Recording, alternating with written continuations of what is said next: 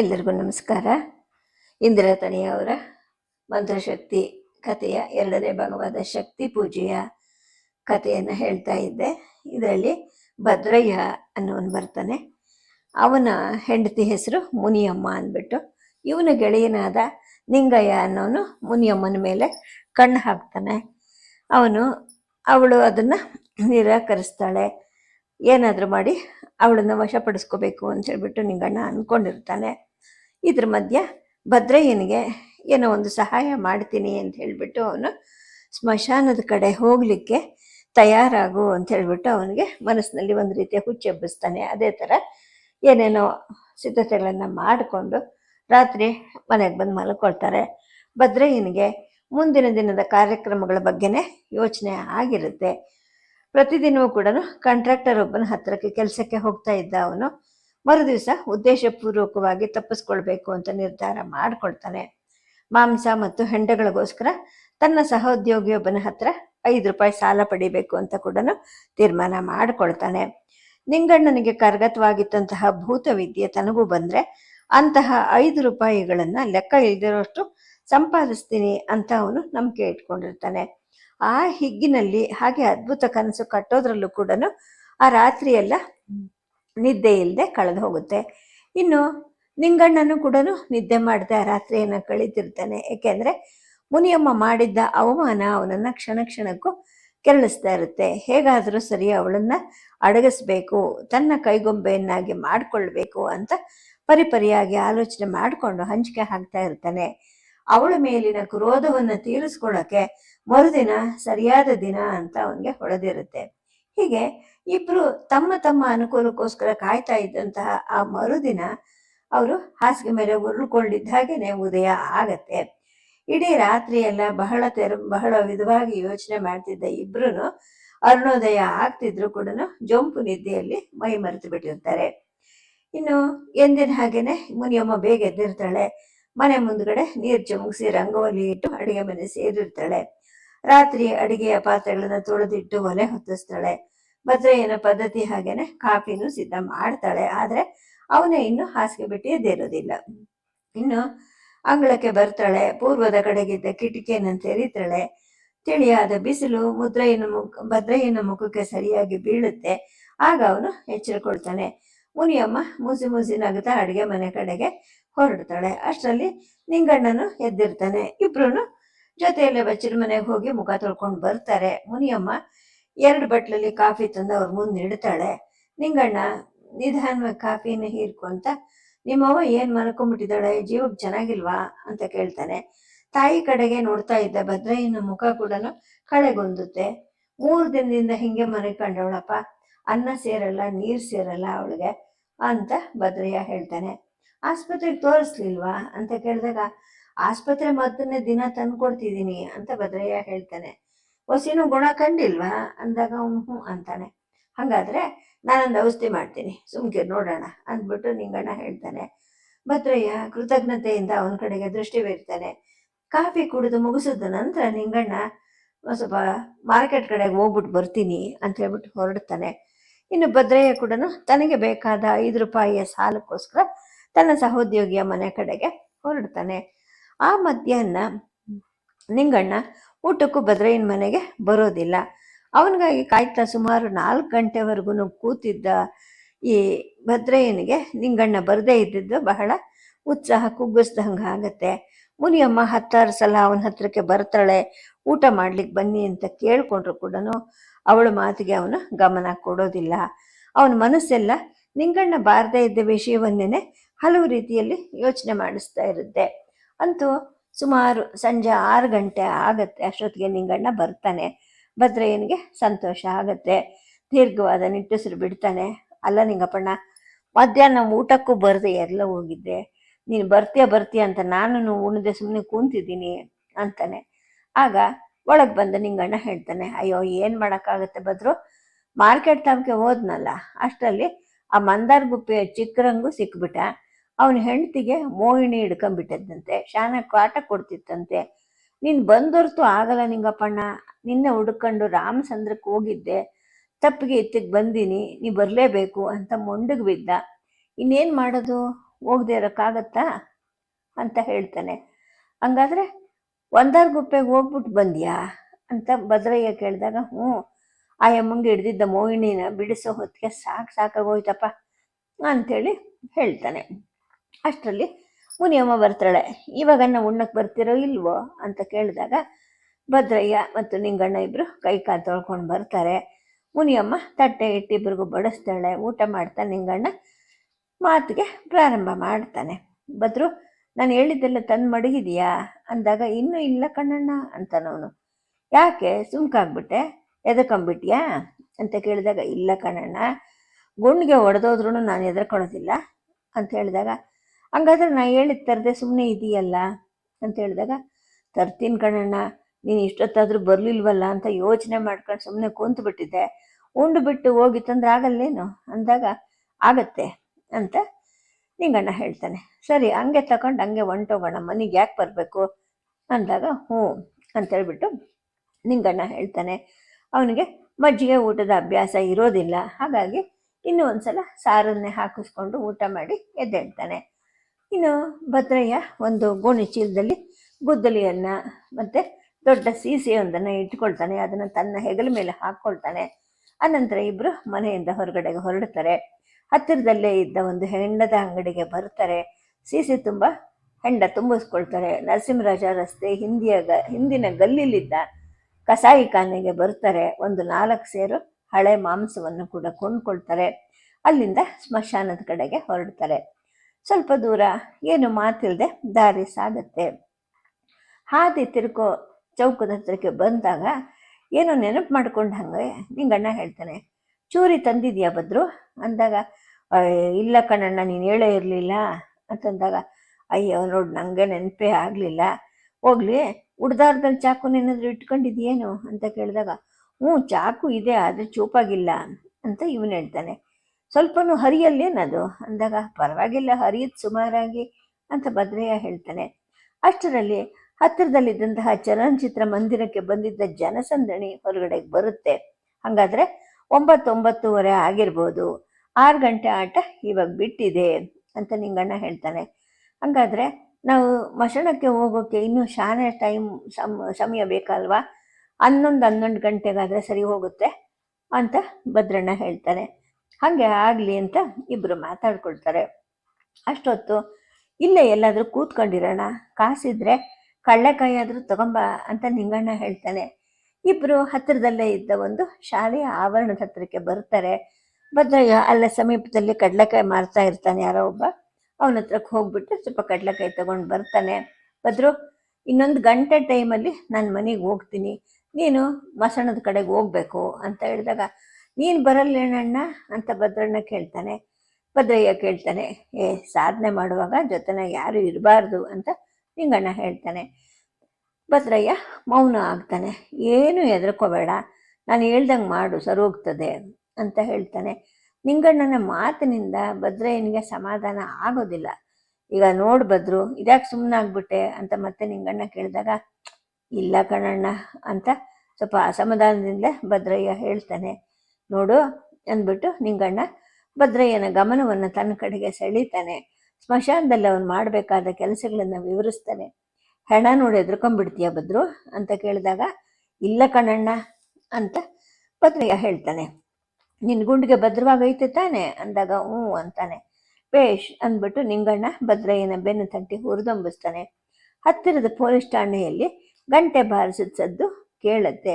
11 ಹೊಡಿತಾ ಐತೆ ಅಂತ ಅಂದ್ಕೊಂಡಾಗ, ಸರಿ ಈ ಟೈಮ್ ಆಯಿತು, ಇನ್ನು ನಡಿ ಅಂತ ಹೇಳಿದಾಗ, ಹ್ಞೂ ಅಂತ ಭದ್ರಯ್ಯ ಹೇಳ್ತಾನೆ. ಜೋಕೆ ಹುಷಾರಾಗಿರು, ಹೆದರ್ಕೋಬೇಡ ಅಂತ ನಿಂಗಣ್ಣ ಹೇಳ್ತಾನೆ. ಹ್ಞೂ ಅಂದಾಗ, ಹೋಯ್ತೀಯ ಭದ್ರು ಅಂತ ಇನ್ನೊಂದ್ಸತಿ ಕೇಳ್ತಾನೆ. ಹ್ಞೂ ಕಣ್ಣಣ್ಣ ಅಂತ ಭದ್ರಯ್ಯ ಗೋಣಿ ಚೀಲವನ್ನು ಹೆಗಲ ಮೇಲೆ ಹಾಕ್ಕೊಂಡು ಸ್ಮಶಾನದ ಕಡೆಗೆ ಹೆಜ್ಜೆ ಹಾಕ್ತಾನೆ. ಅವನು ಹೋಗೋದನ್ನೇ ನೋಡ್ತಾ 2 ಕ್ಷಣ ನಿಂಗಣ್ಣ ಅಲ್ಲೇ ನಿಂತಿರ್ತಾನೆ. ಆ ನಂತರ ಭದ್ರಯ್ಯನ ಮನೆ ಕಡೆಗೆ ಹೊರಡ್ತಾನೆ. ಇದುವರೆಗೂ ಮಾತಲ್ಲೂ ಮನಸ್ಸಿನಲ್ಲೂ ಭದ್ರಯ್ಯನ ವಿಷಯದಲ್ಲಿ ಅವನು ಮಗ್ನನಾಗಿರ್ತಾನೆ. ಆದರೆ ಈಗ ಮನೆ ಕಡೆಗೆ ನಡೀತಾ ಇರ್ಬೇಕಾದ್ರೆ ಅವನ ಮನಸ್ಸಿನ ತುಂಬ ಮುನಿಯಮ್ಮನೆ ತುಂಬ್ಕೊಂಡ್ಬಿಟ್ಟಿರ್ತಾಳೆ. ಹಿಂದಿನ ದಿನ ನಡೆದಂತಹ ಅವಮಾನಕರವಾದ ಪ್ರಸಂಗದ ನೆನಪಾದಾಗ ನಿಂಗಣ್ಣನ ಮೈ ಮೇಲೆ ಮುಳ್ಳೆದ್ದಂಗಾಗತ್ತೆ. ಮನಸ್ಸಿನಲ್ಲಿ ಮೂಡಿ ಮುಳುಗಿದ್ದ ಸೇಡಿನ ಕಿಡಿ ಮತ್ತೆ ಹೊಗೆ ಆಡುತ್ತೆ. ಭೂತವಿದ್ಯೆಯನ್ನು ಕಲಿತ ಅವನ ದೃಷ್ಟಿಯಲ್ಲಿ ಮತ್ಕುಣ ಸಮಾನಲಾಗಿ ತೋರೋ ಮುನಿಯಮ್ಮನ ಮೇಲೆ ಮತ್ತಕಾಶಿತ್ವವನ್ನು ಮುರಿಯೋಕ್ಕೆ ನಿಂಗಣ್ಣನ ಮನಸ್ಸು ಬಹಳ ಯೋಚನೆ ಮಾಡುತ್ತೆ. ವಶೀಕರಣದಿಂದ ಅವಳನ್ನು ತನ್ನವಳನ್ನಾಗಿ ಮಾಡಿಕೊಂಡು ಆನಂತರ ಅವಳನ್ನು ಹಿಂಸಿಸಬೇಕು ಅಂತ ನಿರ್ಧಾರ ಮಾಡ್ತಾನೆ. ಆದರೆ ಅಂತಹ ಸನ್ನಿವೇಶದಲ್ಲಿ ವಶೀಕರಣದ ಪೂಜೆ ಮಾಡೋದು ಕೂಡ ಸಾಧ್ಯ ಇರೋದಿಲ್ಲ.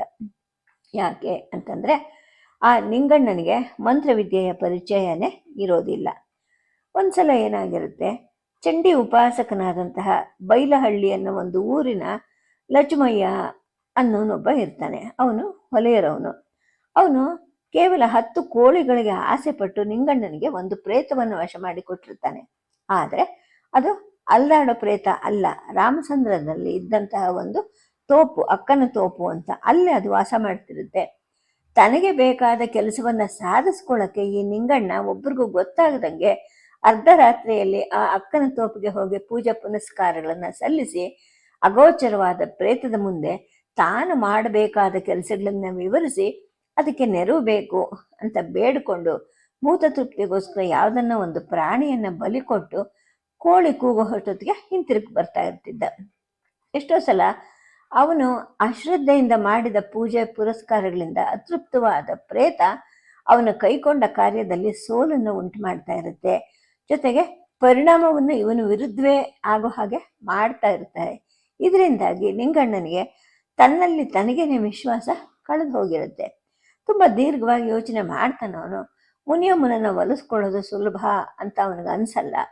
ಈ ಕೆಲಸ ತಕ್ಷಣಕ್ಕೆ ಆಗೋದಿಲ್ಲ ಅಂತಲೂ ಅವನ ಮನಸ್ಸಿಗೆ ಹೊಳೆಯುತ್ತೆ. ಅಕ್ಕನ ತೋಪಿನಲ್ಲಿ ಪ್ರೇತಕ್ಕೆ ಪೂಜೆ ಸಲ್ಲಿಸಿ ಬಂದು ಆ ಕೆಲಸಕ್ಕೆ ಪ್ರಯತ್ನ ಮಾಡೋದು ಒಳ್ಳೆಯದು ಅಂತ ಅವನು ನಿರ್ಧಾರ ಮಾಡಿಕೊಳ್ತಾನೆ. ಆದರೆ ಕೆರಳಿದ ಕಾಮನಿಯನ್ನು ಅಲ್ಲಿವರೆಗೂ ತಳೆಯೋದು ಹೇಗೆ? ಹೀಗೆ ಯೋಚನೆ ಮಾಡ್ಕೊತ ಮೈ ಮರೆತು ನಡ್ಕೊಂಡು ನಿಂಗಣ್ಣ ಭದ್ರಯ್ಯನ ಮನೆ ಮುಂದೆನೆ ಬಂದುಬಿಟ್ಟಿರ್ತಾನೆ. 1-2 ಕ್ಷಣ ಮೌನವಾಗಿ ನಿಂತ್ಕೊಳ್ತಾನೆ. ಆನಂತರ ಬಾಗಿಲು ತಟ್ತಾನೆ. ನಂತರ 4-6 ಬಾರಿ ಬಾಗಿಲು ಬಡಿದ ಮೇಲೆ ಯಾರದು ಅಂತ ಮುನಿಯಮ್ಮ ಮಲ್ಕೊಂಡಿದ್ಲೇ ಕೇಳ್ತಾಳೆ. ನಾನು ಅಂತ ನಿಂಗಣ್ಣ ಹೇಳ್ತಾನೆ. ಮುನಿಯಮ್ಮನಿಗೆ ಆ ಧ್ವನಿಯ ಪರಿಚಯ ಚೆನ್ನಾಗಿರುತ್ತೆ. ಹಾಗಾಗಿ ಆಕೆ ಎದ್ದು ಬಾಗಿಲು ತೆಗಿತಾಳೆ. ನಿಂಗಣ್ಣ ಒಳಗೆ ಬರ್ತಾನೆ. ಮುನಿಯಮ್ಮ ಅವನಿಗೆ ಅಂಗಳದಲ್ಲಿ ಚಾಪೆ ಹಾಸಿ ತಲೆದಿಂಬು ಕೊಡ್ತಾಳೆ. ಆದರೂ ಕೂಡ ಅನುಮಾನಿಸ್ಲೇ ನಿಂತಿರ್ತಾನೆ ಅವನು ನಿಂಗಣ್ಣ. ದೀಪ ಹಿಂಗೆ ಇರ್ಲಾ ಅಂತ ಮುನಿಯಮ್ಮ ಕೇಳಿದಾಗ ಆರಿಸ್ಬಿಟ್ಟು ಬಾ ಅಂತಾನೆ. ಅಂತಾಳೆ ಅವಳು. ಆರಿಸ್ಬಿಟ್ಟು ಬಾ ಅಂತ ಇನ್ನೊಂದ್ಸಲ ಹೇಳ್ತಾನೆ ಅವನು. ಈ ಮಾತು ಕಿವಿಗೆ ಬಿದ್ದ ತಕ್ಷಣ ಮುನಿಯಮ್ಮನಲ್ಲಿದ್ದಂತಹ ಮಾರ್ಧವತೆ ಮಾಯ ಆಗೋಗುತ್ತೆ. ಅವಳು ಕೆಣಕಿದ ಪಣಿಯಾಗೆ ಸಿಡಿತಾಳೆ. ಇರು ಬಂದೆ, ಹಾಳಾಗಿದ್ದು ಪರಕೆ ಸಿಗ್ತಿಲ್ಲ ಕೈಗೆ ಅಂತ ಸುತ್ತ ದೃಷ್ಟಿ ಹರಿಸ್ತಾಳೆ. ಅದ್ಯಾಕೆ ಹಂಗೆ ನೋಡ್ತೀಯಾ ಅಂತ ಭದ್ರಯ್ಯ ಕೇಳ್ತಾನೆ. ಇನ್ನೇನು ಮಾಡಲಿ, ಮಿಂಡರಿಗೆ ಮರ್ಯಾದೆ ಮಾಡಬೇಡ್ವಾ ಅಂತ ಮುನಿಯಮ್ಮ ಮೂಲಲ್ಲಿದ್ದಂತಹ ಒಂದು ಪೊರಕೆಯನ್ನು ಕೈಗೆತ್ಕೊತಾಳೆ. ಅಷ್ಟರಲ್ಲಿ ನಿಂಗಣ್ಣ ತಲೆ ತುಂಬ ಮುಸುಕು ಹಾಕೊಂಡು ತೆಪ್ಪಗೆ ಮಲ್ಕೊಂಡಿರ್ತಾನೆ. ಮುಂದೆ ಅವನ ಬಾಯಿಂದ ಒಂದು ಶಬ್ದ ಹೊರಬಂದಿದ್ರು ಕೂಡ ಮುನಿಯಮ್ಮ ಪೊರಕೆನಲ್ಲಿ ಹೊಡೆಯೋದಕ್ಕೆ ಸಿದ್ಧವಾಗಿ ನಿಂತಿರ್ತಾಳೆ. ದೀಪದ ಕಣ್ಣನ್ನು ಸಣ್ಣ ಮಾಡ್ತಾಳೆ. ಅಂಗಳದ ಗೋಡೆಗೆ ಅದನ್ನು ತಗಲಿಸಿ ಅಡಿಗೆ ಮನೆಯಲ್ಲಿ ಇದ್ದಂತಹ ತನ್ನ ಹಾಸಿಗೆ ಮೇಲೆ ಉಳ್ಕೊಳ್ತಾಳೆ. ನಿಂಗಣ್ಣನ ಮುಂದೆ ಅಷ್ಟೊಂದು ದಿಟ್ಟತನ ತೋರಿಸಿದ್ರು ಕೂಡ ಹಾಸಿಗೆ ಮೇಲೆ ಮಲ್ಕೊಂಡಾಗ ಅವಳಿಗೆ ಎದೆ ನಡುಗಕ್ಕೆ ಶುರುವಾಗುತ್ತೆ. ನಿಂಗಣ್ಣನ ದುಷ್ಟತನದಿಂದ ಅವಳ ಮನಸ್ಸು ಸಿಡಿಮಿಡಿಗೊಂಡಿರುತ್ತೆ. ಒಂದಲ್ಲ ಒಂದು ದಿನ ಈ ಭೂತವಿದ್ಯೆಯನ್ನು ಬಲ್ಲಂತಹ ನಿಂಗಣ್ಣನಿಗೆ ತಾನು ಬಲಿಯಾಗಬಹುದಾ? ಆದರೆ ಹಾಗಾಗಕ್ಕೆ ಮುಂಚೆ ತಾನು ಸಾಯೋದೇ ಒಳ್ಳೆಯದು ಅಂತ ಕೂಡ ಅವಳು ಮನಸ್ಸಿನಲ್ಲಿ ಅಂದ್ಕೊಳ್ತಾಳೆ. ಜೊತೆಗೇನೆ ಇಂತಹ ದುಷ್ಟನ ಸ್ನೇಹ ಮಾಡಿರೋ ತನ್ನ ಗಂಡ ಭದ್ರಯ್ಯನ ಮೇಲೂ ಕೂಡ ಅವಳಿಗೆ ಕೋಪ ಕೆರಳುತ್ತೆ. ಆದರೂ ಕೂಡ ಆ ರಾತ್ರಿ ಮನೆಗೆ ಬರದೆ ಎಲ್ಲಿ ಹೋದ ಇವನು ಅಂತ ಅವನ ಬಗ್ಗೆ ಕಳವಳಗೊಳ್ತಾಳೆ. ಈ ಚಂಡಾಲ ಅವ್ರನ್ನ ಎಲ್ಲಿ ಬಿಟ್ಟು ಬಂದನೋ ಏನೋ ಅಂತ ಮೇಲುಧ್ವನಿಯಲ್ಲಿ ಹೇಳ್ಕೊಳ್ತಾ ಮಗ್ಗಲ್ ಬದಲಾಯಿಸ್ಕೊತಾಳೆ. ಅವಳ ಮನಸ್ಸು ಭದ್ರಯ್ಯನ ವಿಷಯವನ್ನೇ ಯೋಚನೆ ಮಾಡ್ತಾ ಇರುತ್ತೆ. ಇನ್ನು ಈ ಕಡೆ ಸ್ಮಶಾನದ ಹತ್ತಿರಕ್ಕೆ ಬಂದಿದ್ದ ಅವನ ಮನಸ್ಸು ಭೂತವಶ ಮಾಡ್ಕೊಳ್ಳೋದ್ರಲ್ಲಿ ಮಗ್ನವಾಗಿರುತ್ತೆ. ನಿಂಗಣ್ಣ ಹೇಳಿದ ಮಾತುಗಳನ್ನು ಅವನು ಮತ್ತೆ ಮತ್ತೆ ಜ್ಞಾಪಿಸ್ಕೊಳ್ತಾ ಇರ್ತಾನೆ. ಸ್ಮಶಾನದ ಆವರಣಕ್ಕೆ ಬಂದಾಗ ಕಾವಲುಗಾರನ ಕಲ್ಲು ಮಂಟಪದ ಹತ್ರ ಇದ್ದಂತಹ 2 ನಾಯಿಗಳು ಸ್ವಲ್ಪ ಹೊತ್ತು ಬೊಗಳುತ್ತವೆ. ಆದರೂ ಕೂಡ ಅವನು ಹಿಂಜರಿಯೋದಿಲ್ಲ. ಆವರಣದ ಒಳ ಹೋಗ್ತಾನೆ.